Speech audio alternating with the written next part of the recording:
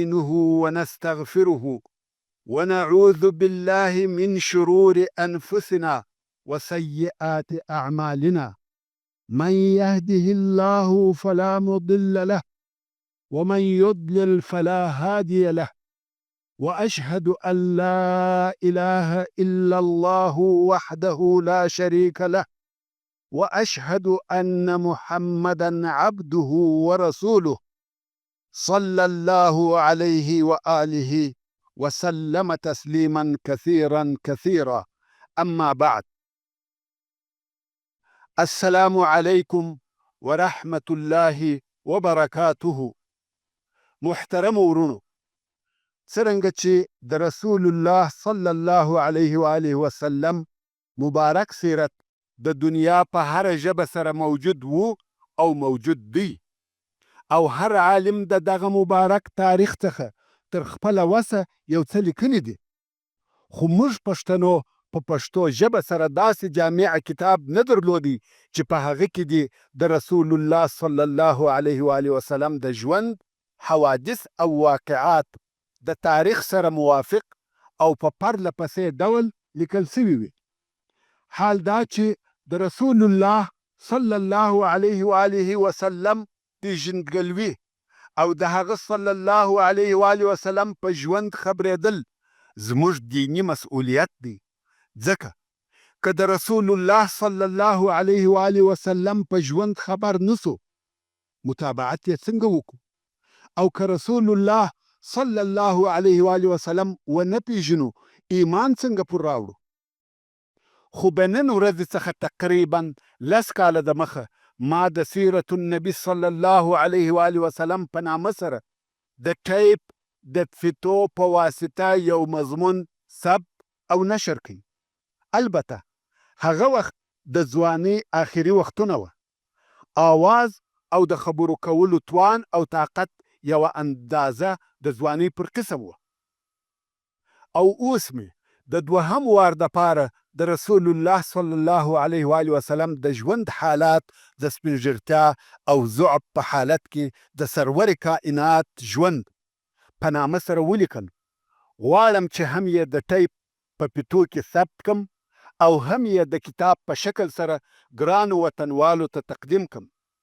خو دا وار نه هغه د ځوانۍ آواز ته او نه د خبرو کولو توان او قدرت، مګر د هغه آواز او طاقت په عوض او بدله کې په دغه اوسني لیکل سوي مضمون کې معلومات زیات سوي او ډیر سوي دي.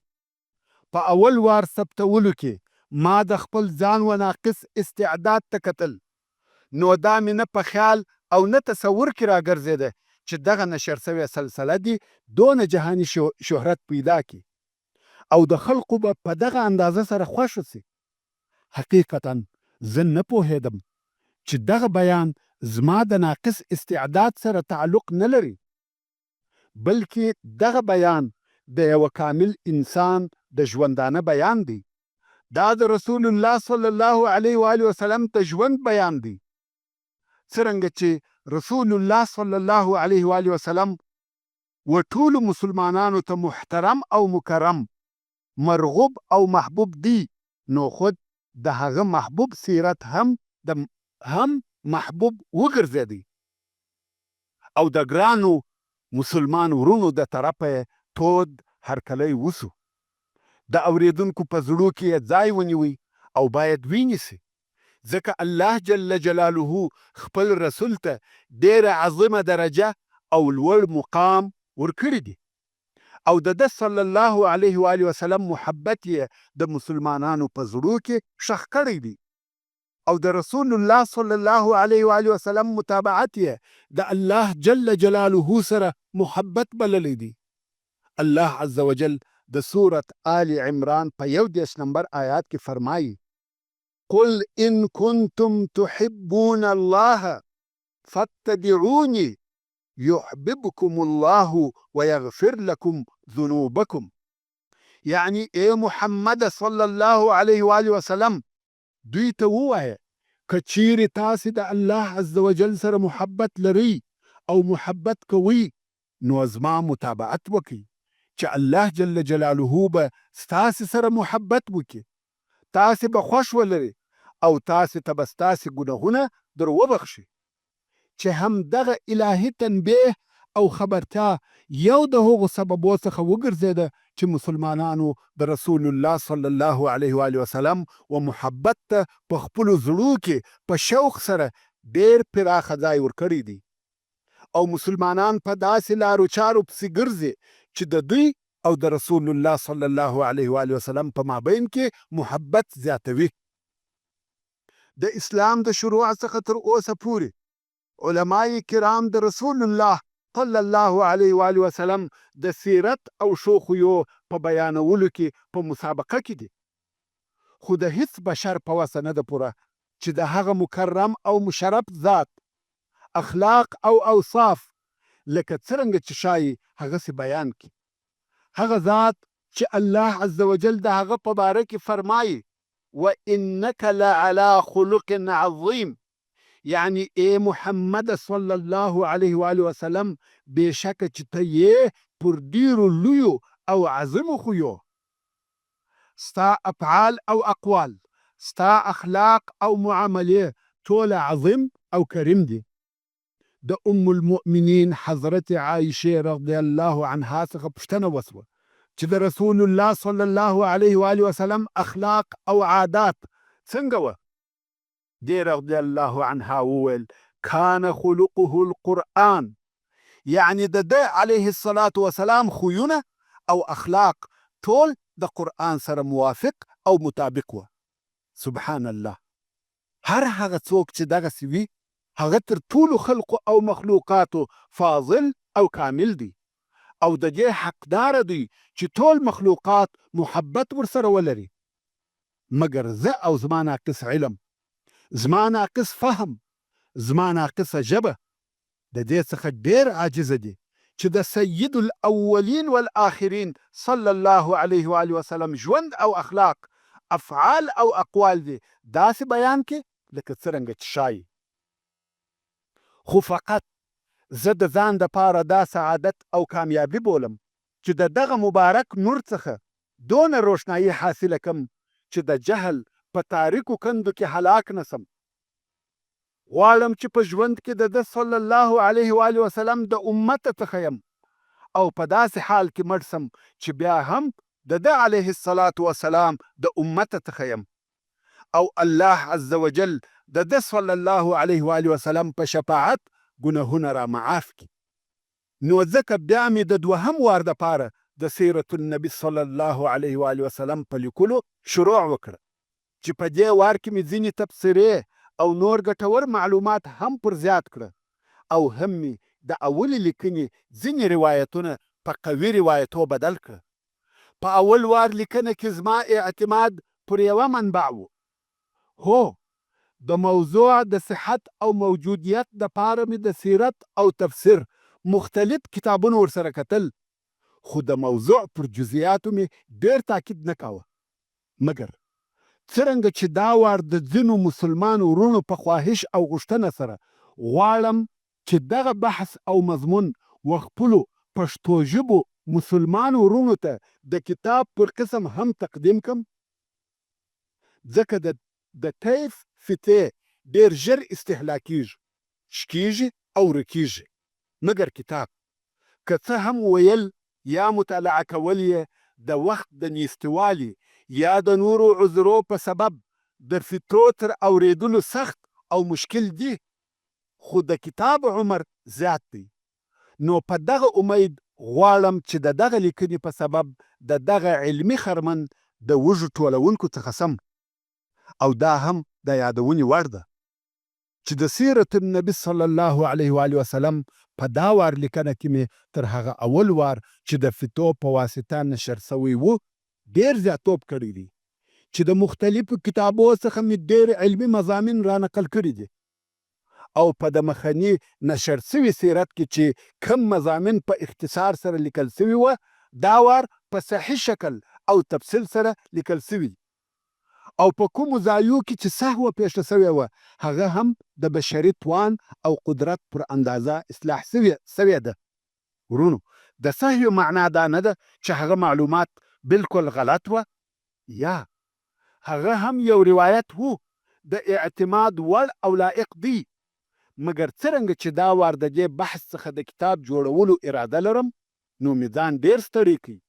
د جملو ترکیب مې تر خپله وسه اصلاح کوي، د واقعاتو تاریخ مې تر یوې اندازې روښانه کوي، ضعیفه روایتونه مې په قوي روایتو بدل کړه، د مکرمو آیاتو ترجمې بیان سوې. هیله ده چې د ویونکو او اوریدونکو د خوښۍ سبب وګرځي. وما توفيقي إلا بالله وهو السميع العليم. بسم الله الرحمن الرحيم.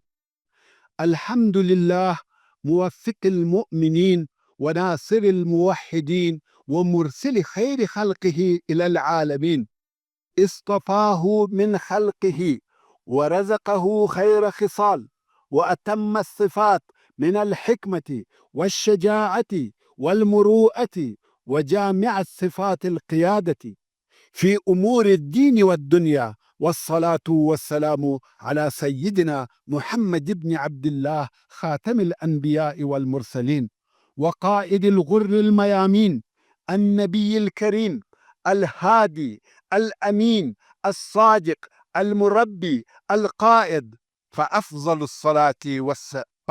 الصلاة والسلام عليه وعلى آله وأصحابه وأزواجه وذريته ومن سار على نهجه إلى يوم الدين. أما بعد. ورونو، دغه سلسله چې د سرور کائنات ژوند په نامه سره یادیږي د محمد صلی الله علیه و آله وسلم د سیرت یعنی ژوند او اخلاقو، اقوالو او اعمالو په باره کې بیان کوي. دا سلسله د سید البشر خاتم الرسل صلی الله علیه و آله وسلم د عظیم او مبارک ژوند تاریخ بیانوي. د دې بیان څخه یوازې دا نه دی مقصد چې مسلمانان د خپل پیغمبر محمد مصطفی صلی الله علیه و آله وسلم په مبارک حیات خبر سي، بلکې په دې خبرتیا کې نورې ډېرې مهمې فایدې هم شته چې په ښکاره سره وچاته نه معلومیږي. محترم ورونو، د رسول الله صلی الله علیه و آله وسلم د سیرت د بیانولو، لیکلو، اوریدلو او زده کولو څخه یوازې دا غرض او مقصد نه دی چې د تاریخ په قصو خبر سو، یا دا چې عجیبې او غریبې قصې یا نادره معلومات بیان سي. نو ځکه موږ مسلمانانو ته دا نه ښایي چې د سیرت اوریدل او زده کول د تاریخ پر قسم واورو یا ځان په خبر کو، او سیرت ته هم په داسې سترګه وکتل سي لکه د یوه خلیفه ژوند یا د یوه پاچا تاریخ یا د تیرې سوې زمانې معلومات،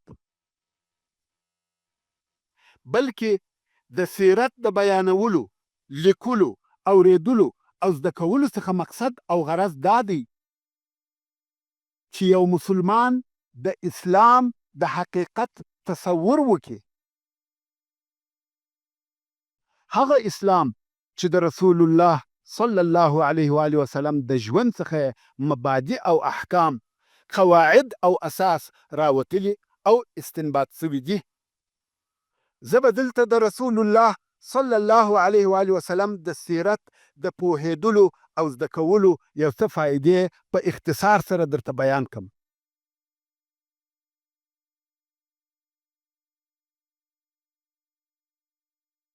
اول، د رسول الله صلی الله علیه و آله وسلم نبوي شخصیت پیژندل.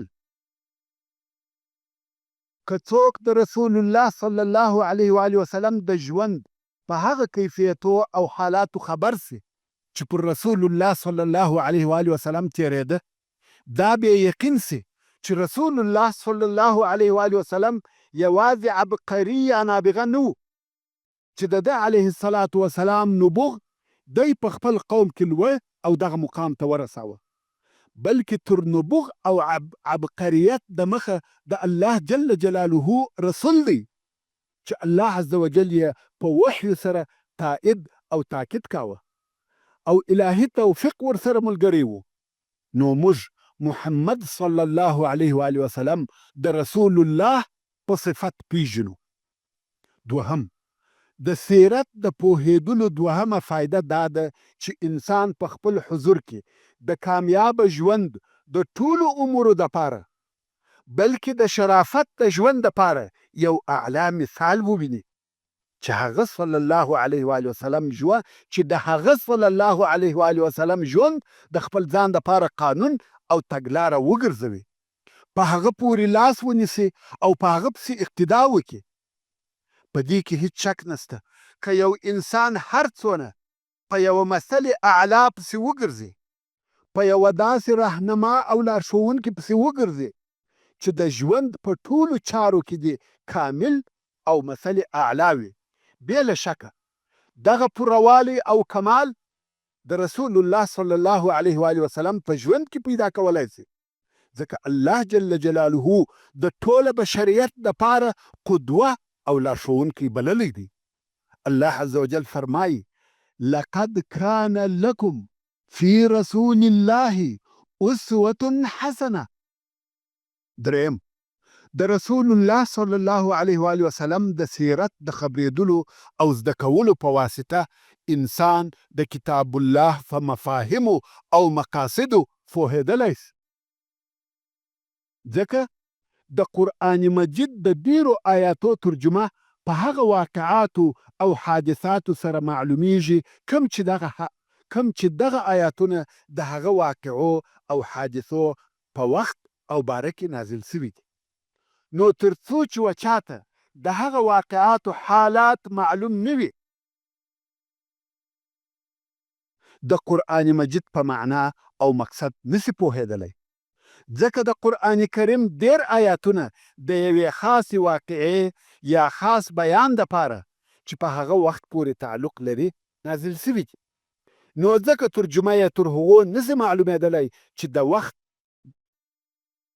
وخت د نزول او سبب د نزول یې معلوم نسی، او د آیاتو د نزول سببونه تر هغو نسی معلومېدلی تر څو چې د محمد مصطفی صلی الله علیه و آله وسلم ژوند او سیرت را معلوم نسی. څلورم د سیرت په معلوماتو سره مسلمان د اسلامي صحیح ثقافت او معرفت ډېره حصه یوځای کولی شي.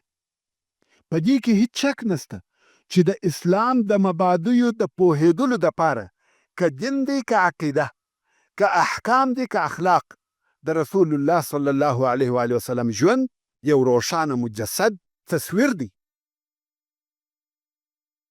پنځم د رسول الله صلی الله علیه و آله وسلم په سیرت پوهېدل د یوه اسلامي معلم او واعظ دپاره د تعلیم او تربیې په باره کې یوه ژوندي نمونه او لارښوونه ده، ځکه رسول الله صلی الله علیه و آله وسلم یو فاضل معلم، صادق ناصح او مهربانه مربي و.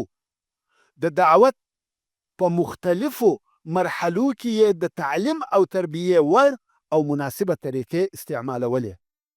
پر دې ټولو سربیره د رسول الله صلی الله علیه و آله وسلم په ژوند کې د انسانیت ټول اړخونه که اجتماعي دي که فردي داخل او شامل دي. یو انسان په هر حالت کې که یو مستقل فرد وي یا د ټولنې یوه فعال عضو وي، د پوره کامیابۍ دپاره د رسول الله صلی الله علیه و آله وسلم و متابعت ته اړ او محتاجه دی، ځکه د رسول الله صلی الله علیه و آله وسلم ژوند موږ ته د یوه مستقیم یا پر لار برابر ځوان د سلوک او اخلاقو بې مثاله نمونې راښیي چې د خپل قوم او ملګرو سره څونه امین او څونه صادقه و. د رسول الله صلی الله علیه و آله وسلم ژوند د یوه واعظ په صفت یو بې مثاله نمونه دی چې خلق یې د الله جل جلاله ولارې ته په حکمت او موعظه حسنه سره وربلل او خپل ټول طاقت یې د رسالت د رسولو په لار کې مصرفاوه. د رسول الله صلی الله علیه و آله وسلم ژوند د یوه دولت د رئیس او حاکم دپاره ښه لارښوونکی دی چې په څونه هوښیاري او حکمت سره کارونه مخته بیول. د رسول الله صلی الله علیه و آله وسلم ژوند د یوه مثالي او حق پرسته میړه دپاره لارښوونکی دی چې د خپلې ښځې سره باید څنګه ژوند او ګزاره وکړي. د رسول الله صلی الله علیه و آله وسلم ژوند د یوه پلار دپاره په عاطفه او مهرباني کې لارښوونکی دی. رسول الله صلی الله علیه و آله وسلم د زوجاتو او اولادو په حقوقو او واجباتو کې دقیق عدل کاوه. د هر چا حق یې د هغه د حال سره سم او پوره ورکاوه. د رسول الله صلی الله علیه و آله وسلم ژوند د یو حربي قومندان او صادق امیر دپاره لارښوونکی دی. د رسول الله صلی الله علیه و آله وسلم ژوند د یو جامع مسلمان دپاره، هغه چې په خپل ژوند کې صحیح تقسیم اوقات او په معاملو کې عدل ولري، لارښوونکی دی چې څونه د خپل رب عبادت وکړي او په عین وخت کې د خپل کورنۍ او ملګرو سره لطف او د ښه طبیعت خاوند وي. داسې نور ډیر مثالونه سته. که غواړې چې بختور او کامیاب ژوند ولرې، نو خامخا د رسول الله صلی الله علیه و آله وسلم په ژوند ځان خبر که. ځکه د رسول الله صلی الله علیه و آله وسلم په ژوند خبرېدل بل څه نه دي، دی له دغه انساني اخلاقو ښکاره کول چې دغه ټوله په هغه بېمثله نمونه او کامل بشر کې سره یو ځای سوي وه، او موږ یې خامخا و متابعت ته ضرورت لرو. که غواړې چې کامیابه او بختور ژوند ولرې، د رسول الله صلی الله علیه و آله وسلم متابعت کوه. اوس نو کېدلی سي چې دغه پاک تاریخ د محمد مصطفی صلی الله علیه و آله وسلم د پیدایښت څخه را شروع کړو، مګر ما دا بهتره ولیده چې تر دغه پاک میلاد د مخه څخه را شروع سي، د پاره د دې چې دا را معلومه سي چې دغه لارښوونکي نور د پاره د دې چې دا را معلومه سي چې د دغه لارښوونکي نور تر راتګ د مخه د عربو ژوند او تاریخ څنګه او څه ډول و، او بیا د وحیو په راتګ سره څنګه سو. هغه تغییر چې د رسول الله صلی الله علیه و آله وسلم د رسالت په واسطه یوازې په جزیرة العرب کې نه، بلکې په ټول عالم کې راغلی دی، لوی او مهم تغییر دی.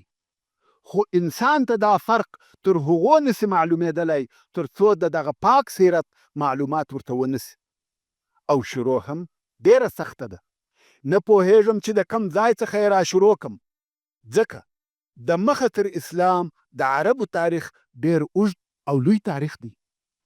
خو ما بهتره ولیده چې د هغه ځای څخه شروع په وکم کم چې الله عز وجل خپل معزز پیغمبر ابراهیم علیه السلام امر کړي چې خپله ښځه هاجر رضی الله عنها او د دې هغه کوچنی د تیزوی اسماعیل علیه السلام بوزه او په مکه مکرمه کې یې پرېږده، چې دغه مکه بې له اوبو او بې له زراعته یوه خالي د برینه شیله ده، او هغه وخت کعبه شریفه هم نه وه جوړه سوې، ځکه کعبه شریفه بیا په وروسته کې ابراهیم علیه السلام جوړه کړه.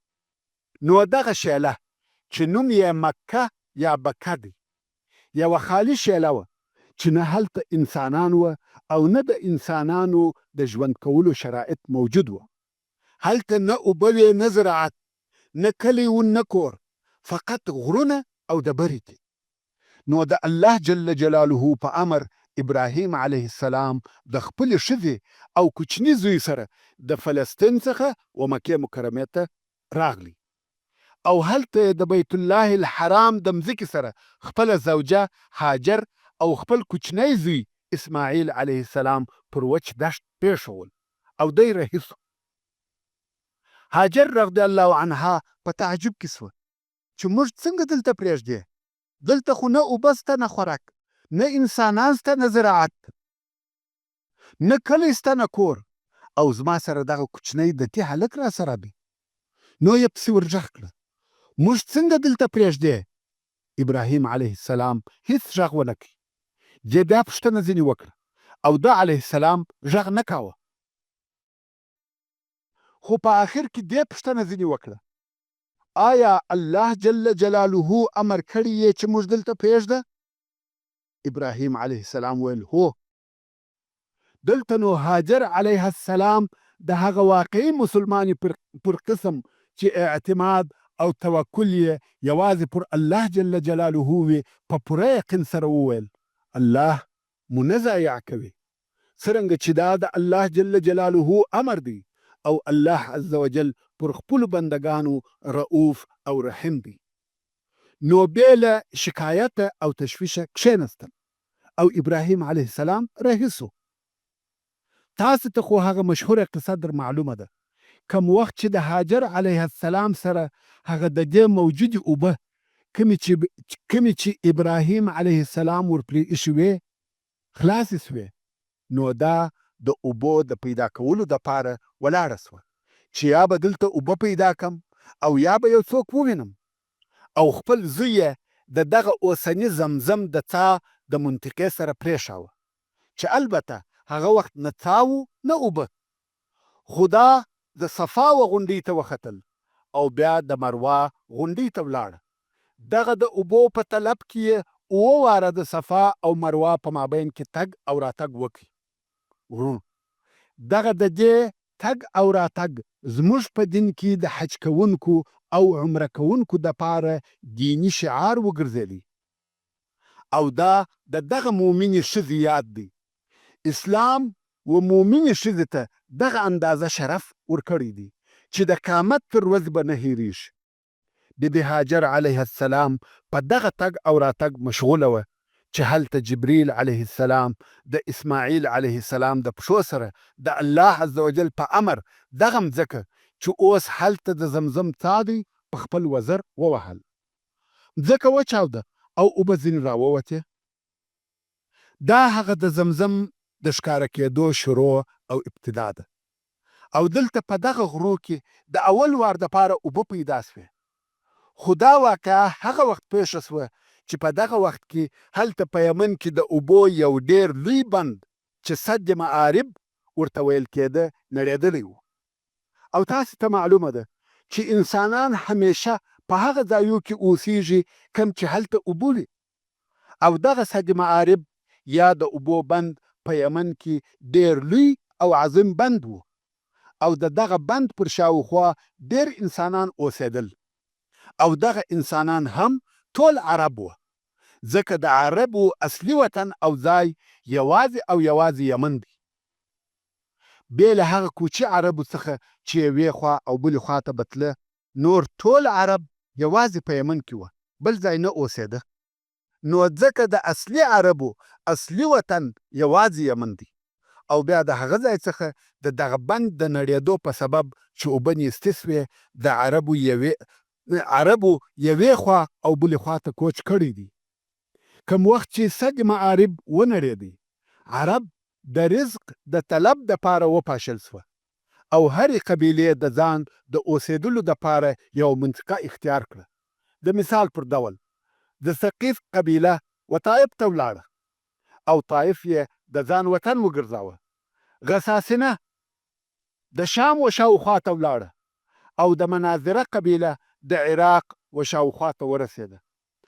دغه رنګه ټول عرب د لوږې او د رزق د طلب په سبب د خپل اصلي وطن څخه چې یمن دی یوې خوا او بلې خوا ته وویشل سوه.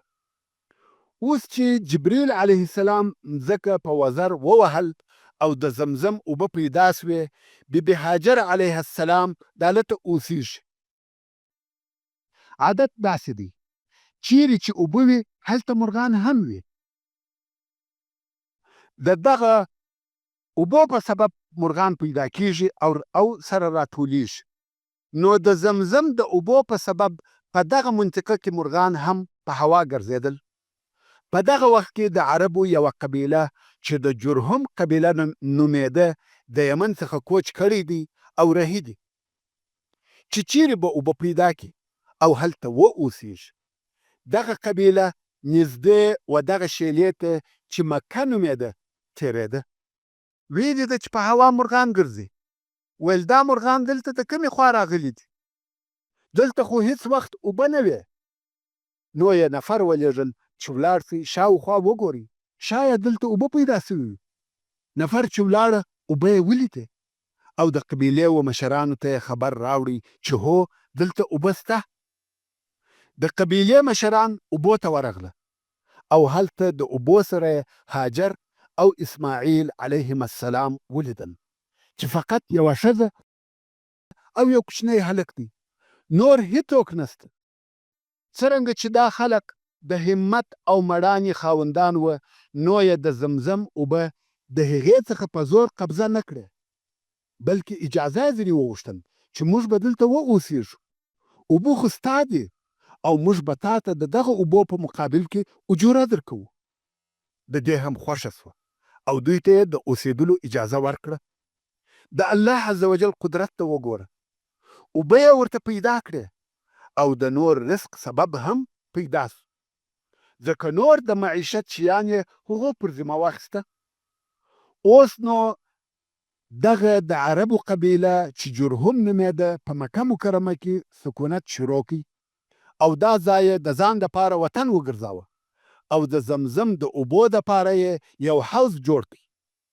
تر دغه وخته خو لا کعبه شریفه نه ده جوړه سوې او اسماعیل علیه السلام چې عرب نه دی او عربي ژبه هم نه ده زده، ځکه ابراهیم علیه السلام دوی د فلسطین څخه دلته مکې مکرمې ته راوستلي وه، نو عربي ژبه یې دغه د جرهم د قبیلې څخه زده کړه. او کم وخت چې اسماعیل علیه السلام لوی سو، ښځه یې هم د دغه قبیلې څخه وغوښته، نو ځکه د اسماعیل علیه السلام اولادې ته عرب مستعرب ویل کیږي چې اصلا عرب نه وه او بیا عرب سوه. همدارنګه زموږ پاک پیغمبر محمد مصطفی صلی الله علیه و آله وسلم د اسماعیل علیه السلام د اولادې څخه دی. او بیا نو ابراهیم علیه السلام کله ناکله څه موده ترمنځ دلته راتلی، د خپل زوی او خپلې ښځې بیبي هاجر علیه السلام خبر یې اخیستی او بیرته به ولاړی، تر څو چې اسماعیل علیه السلام 14 کلو ته ورسېدی. نو د الله عز وجل د طرفه و ابراهیم علیه السلام ته د کعبې شریفې د جوړولو امر وسو چې ته او ستا زوی اسماعیل علیه السلام کعبه شریفه جوړه کړي، او دوی هم کعبه شریفه جوړه کړه.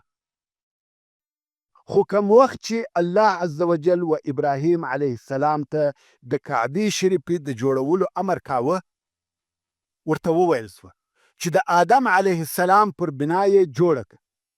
الله عز وجل د سورت آل عمران په 96 نمبر آیات کې فرمایي: ان اول بیت وضع للناس للذي ببکه، یعنی خامخا هغه اول کور د الله جل جلاله چې د خلقو دپاره ایښول سوی دی هغه کور دی چې په بکه کې واقع دی.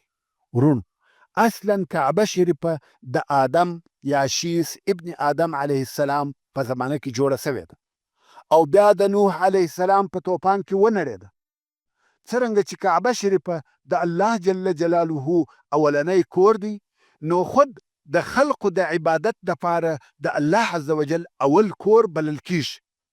او کم وخت چې ابراهیم علیه السلام د کعبې شریفې اساس یا تاداو کیندی، واقعا یې په مځکه کې هغه د آدم علیه السلام اساس پیدا کړي او پر هغه اساس یې جوړه کړه. دا د کعبې شریفې د جوړولو ابتدا او شروع سوه. خو د جوړولو په وخت کې چې ابراهیم علیه السلام دغه یو دیوال و آخر ته ورساوه او اوس دغه بل دیوال جوړوي، دلته خو کونج پیدا کیږي چې د دغه کونج څخه د بنا او جوړولو اصل او اساس نقشه او رجه اخیستل کیږي او نور بنا د دغه کونج څخه سمه او صحیح جوړېدلی سي. نو ابراهیم علیه السلام غوښته چې په دغه کونج کې یوه لو، قوي او مناسبه ډبره کښیږدي. نو یې اسماعیل علیه السلام ولیږي چې ولاړ شه شاوخوا وګوره چې د دغه کونج دپاره یوه مناسبه ډبره پیدا کړې. اسماعیل علیه السلام لاړی او وګرځېدی، څو د دغه ځای دپاره یې وړ او مناسبه ډبره نه کړه پیدا.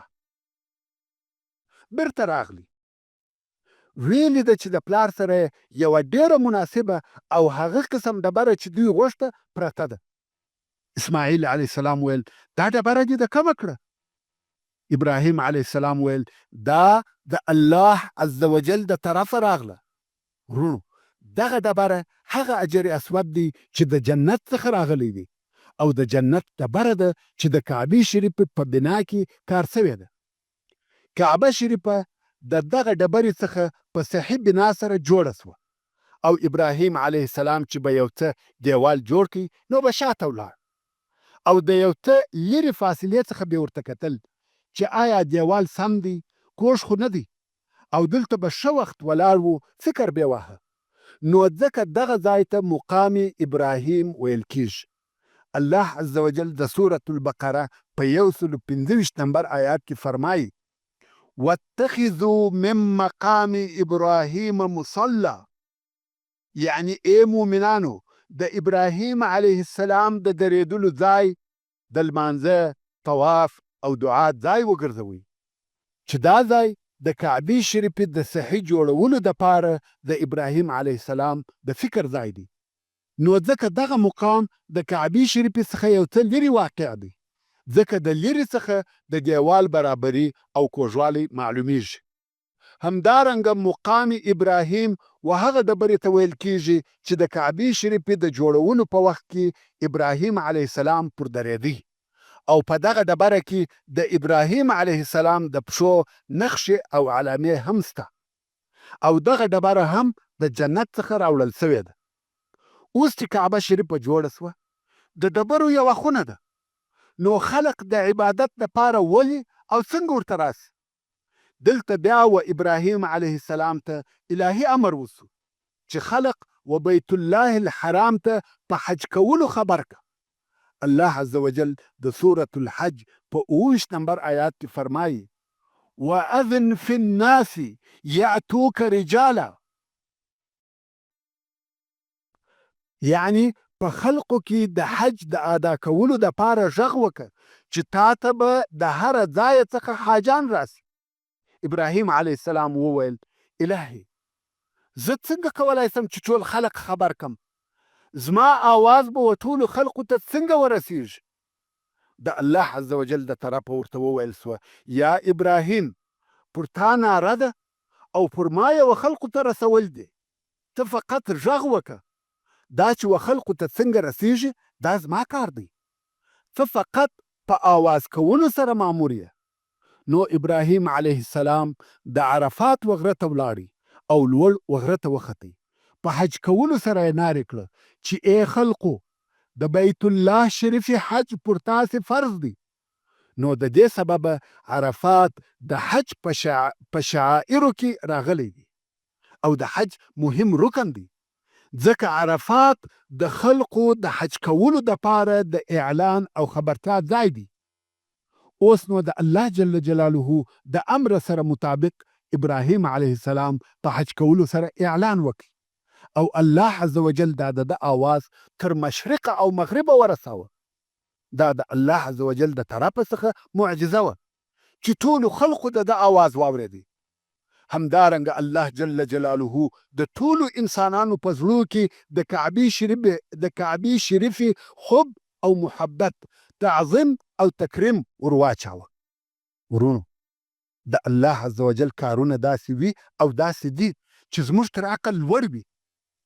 او بیا نو خلق د حج کولو دپاره د دنیا د اطرافو څخه، خاصتا د جزیرة العرب څخه په ډلو ډلو همیشه ورته راتله، حج او د الله عز وجل عبادت به کاوه. هر کال حج کېدی، د کعبې شریفې تعظیم او احترام کېدی. دا د الله جل جلاله قدرت او معجزه ده، که نه د هیڅ انسان په وسه نه ده پوره چې د ډبرو و خونې ته دې دونه عزت او اعتبار ورکړي. اوس نو کعبه شریفه معززه سوه او د ابراهیم علیه السلام دین نشر سو. توحید او د یوه الله عز وجل عبادت په خلقو کې شروع سو. ټول عرب د ابراهیم علیه السلام پر دین وه، او د ټولو عقیده د وحدانیت وه.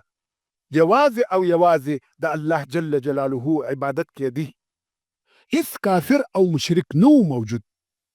خو عمر دی تیریږي، وخت او زمانه پر دغه حال تیره سوه، تر څو چې د خزاعه په قبیله کې د عمرو ابن لحی په نامه سره یو نفر پیدا سو. ورونو، خزاعه د عربو یوه بله قبیله ده، او دغه عمرو د دغه قبیلې رئیس او سردار. دغه عمرو ابن لحی د جرهم د قبیلې سره چې پر مکه مکرمه امیران و جنګونه شروع کړه. غواړي چې د کعبې شریفې تولا او د مکې مکرمې امریت ځینې واخلي. او د دغه دوو قبیلو په مابین کې ډېر لوی جنگ پیښ شو. خو په آخر کې د جرهم قبیلې ماته وخوړه او د مکې مکرمې تولا او امریت د خزاعه د قبیلې لاسته ورغله. د دغه جنګو او ماتې په نتیجه کې د جرهم د قبیلې ډېر نفر د مکې مکرمې څخه ووتل او ځینې یې دلته پاته سو. په مکه مکرمه کې استوګنه کول، مګر کارونه او امریت ټول د خزاعه د قبیلې په لاس کې وه. خو کوم وخت چې د جنگ په جریان کې د جرهم قبیله په خپله ماته پوه سوه، نو یې غوښته چې د خزاعه قبیلې ته په مکه مکرمه کې مشکلات او تکالیف جوړ کړي او د دوی ژوند ورسخت کړي او دا تکلیف د اوبو په سبب ورته پیدا کړي. ورونو، هو د مکې مکرمې د ښار عزت او عظمت، لویي او حرمت په کعبه شریفه سره دی، خو د خلقو ژوند یې د زمزم په اوبو سره و. که اوبه نه وي بیا هلته ژوند تریخ دی. نو د جرهم قبیلې د دغه مقصد دپاره د جنگ په وخت کې د زمزم څاه پټ کړي او هغه په کعبه شریفه کې پرتې خزانې یې سره د هغه دوو دانو اوسیو چې د سرو زرو څخه جوړې سوي وې او په کعبه شریفه کې پرتې وې، ټول دغه څاه ته ور واچول او د څاه یې هیڅ نقشه او علامه نه پرېښود. کوم وخت چې د خزاعه قبیلې د مکې مکرمې تصرف او امریت په لاس کې واخیستی، د زمزم د اوبو یې هیڅ اثر نه کوي پیدا، نو مجبوره سوه اوبه به د مکې مکرمې د باندې څخه راوړلې. د خزاعه قبیلې د مکې مکرمې امریت لاسته راوړی، خو زمزم نسو ورپات، ځکه هغه پټ او ښخ کړه سو. تر هغه وخته ورک او پټ و چې دوهم وار بیا زموږ د پاک پیغمبر محمد صلی الله علیه و آله وسلم نیکه عبدالمطلب وټیندی. ورونو، دا د زمزم د څاه د پټېدو قصه وه چې پر مکه مکرمه د خزاعه د قبیلې د تسلط په سبب د جرهم د طرفه پټ سو او پر مکه مکرمه د خزاعه د قبیلې تسلط تر 300 یا په بل روایت تر 500 کلو پورې دوام کړی دی. خو په شروع کې د خزاعه د قبیلې مشر او رئیس چې عمرو ابن لحی نومېدی د مکې مکرمې حاکم مطلق وګرځېدی او د ده د امر څخه هیچا سرکشي او نافرماني نه کول. دغه عمر ډېر مالدار او سخي سړی و. د حاجانو خواړه یوازې ده د خپله ماله ورکول او د حاجانو دپاره اوبه هم یوازې ده په خپل مصرف برابرول. او دا هم تاسې ته معلومه ده چې د زمزم د پټېدو په سبب اوبه د مکې مکرمې د باندې او د لیرو ځایو څخه راوړل کېدې. خو دا کارونه ده پر خپله غاړه اخیستې وه او دغه عمرو ابن لحی دونه معتبره و چې هر امر یې د خزاعه پر قبیلې او د مکې مکرمې پر اوسیدونکو او د مکې مکرمې حاجانو داسې قبلاوه لکه دینی او شرعي اوامر. هیچا د ده د امر نافرمانی نه کول. یو وخت د وختو دغه عمرو ابن لحی و شام ته په سفر لاړ او هلته د شام په حدودو کې یوه قبیله وه چې د عمالیق قبیله نومېده او دا قبیله بت پرسته وه، د بوتانو عبادت یې کاوه. خو تر دغه وخته عربو نه بوتان پیژندل او نه د بوتانو عبادت کاوه، بلکې ټول موحدین او د حضرت ابراهیم علیه السلام پر دین وه. نو دغه عمرو ابن لحی د عمالیق د قبیلې څخه پوښتنه وکړه چې دا څه شي دي؟ هغوی ورته وویل چې دا الهه او خدایان دي. کوم وخت چې پر موږ لوږه او کاختي راسي ډوډۍ راکوي، او کوم وخت چې یو قوم پر موږ حمله وکړي او جنگ را سره کوي دوی زموږ کومک کوي، بارانونه را باندې اوروي او بالاخره الله ته مو نږدې کوي. عمرو ابن لحی ډېر په تعجب کې سو او دا خبرې یې پر دماغ برابرې ولګېدې. نو ویل ما ته هم یو بت راکئ، ښایي چې زموږ کومک هم وکړي، ځکه موږ په مکه مکرمه کې اوبو ته ډېر ضرورت لرو. دوی ویل ښه دی. نو یې ده ته یو بت ورکړي چې هبل نومېدی.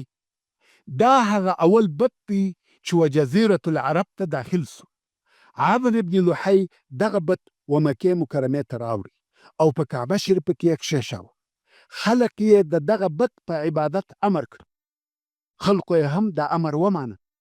اوس نو عمرو ابن لحی نوي اوامر صادروي چې هغه اوامر یې د توحید او د ابراهیم علیه السلام د دین څخه مخالف وه. او بیا یې نور بوتان چې الهه او خدایان یې بلل و جزیرة العرب ته راوړه. او هره قبیله یې امر کړه چې د ځان دپاره به یو بت اختیاروي او په کعبه شریفه کې به د هغه بت عبادت کوي. بیا یې بل امر صادر کړي، ویل تاسې خو په خپلو کورو او کلو کې هم عبادت کوئ، خو دا نه ده جایزه چې د بل شي عبادت وکړي بېله د مکې مکرمې د بوتانو څخه د یوه بت. نو پر هر چا دا لازمه ده چې د مکې مکرمې څخه یوه ډبره ورسره واخلي او هلته په خپل کور او کلي کې د هغې ډبرې عبادت وکړي. عربو هم دا امر ومانه او هر یوه د مکې مکرمې څخه یوه ډبره ورسره واخیسته او هلته په خپل کور کې به و هغې ډبرې ته عبادت کاوه، حتی د هغې ډبرې عبادت به کاوه چې دا نو په عربو کې د توحید پر ځای د بوتانو د عبادت شروع او ابتدا وه. د عمرو ابن لحی په امر سره بت پرستی شروع سوه. رسول الله صلی الله علیه و آله وسلم د دغه عمرو ابن لحی په باره کې فرمایي: رأيت عمرو بن عامر بن لحي الخزاعي يجر قصبه في النار. یعنی عمرو ابن عامر ابن لحی الخزاعي مې ولیدی چې خپلې کلمې په اور کې کشوي. دا ولې؟ ځکه دی هغه څوک دی چې د عربو دین ته یې تغییر ورکړي. تر دغه دمخه ټول عرب پر توحید او لطفاً فتا واړه. رسول الله صلی الله علیه و آله وسلم فرمایي چې عمرو ابن عامر ابن لحی الخزاعي مې ولیدی چې خپلې کلمې په اور کې کشوي. دا ولې؟ ځکه دی هغه څوک دی چې د عربو دین ته تغییر ورکړي. تر دغه دمخه ټول عرب پر توحید او د ابراهیم علیه السلام پر دین وه. اول سړی چې د دوی دین یې په شرک او بدپرستۍ ورواړاوه دغه عمرو ابن لحی خبیث و او بیا یې د حج او عمرې و تلبیې ته تغییر ورکړي. دمخه عربو تلبیه داسې ویل: لبیک اللهم لبیک لبیک لا شریک لک لبیک ان الحمد والنعمة لك والملك لا شریک لک، چې دا د اسلام او تلحید او توحید تلبیه ده. خو عمرو ابن لحی خبیث په آخر کې دغه د شرک جمله پر زیاته کړه چې لا شریک لک الا شریکا هو لک تملکه وما ملک. دا د شرک جمله ده، خو دغه د شرک جمله د توحید پر تلبیه زیاته کړه او بیا یې د حیواناتو په باره کې پر عربو نور نوي امرونه جاری کړه. هغه دا چې ځینو حیواناتو ته باید د احترام په سترګه وکتل سي او مقدس وبلل سي، د هغو څخه باید کار وانخیستل سي او د ځینو غوښې هم باید ونه خوړل سي او د ځینو غوښې نر انسان خوړلی سي خو ښځو ته حرامې دي او د ځینو غوښې یا شیدې بېله میلمه بل چاته حرامې دي. چې د هغو د جملې څخه یوه ته بحره ویل کېده، یعنی دا حیوان ته، یو بل حیوان ته بیا حامی ویل کېده، بل ته صائبه ویل کېده او بل ته وسیله ویل کېده او داسې نور نومونه یې پر کښېښول. مثلا صائبه هغه اوښه وه چې 10 لوڼې یا جونګیانې یې پرله پسې زیږولي وای او په مابین کې یې نر جونګی نه وای. نو پر دغه اوښه نه څوک سپرېده نه بار پر وړي، نه د هغه وړي شکول کېدې او نه د دغه اوښې شیدې چا څښلې بېله میلمه څخه. او که دې تر 10مې جونګۍ وروسته بله 11مه جونګۍ وزېږول و هغې ته بیا بحیره ویل کېده. د هغې غوږ به ورچاک کړي او د خپلې مور سره به ایله کړه. پر هغې هم نه څوک سپرېده نه د وړیو څخه کار اخیستی او نه چا شیدې څښلې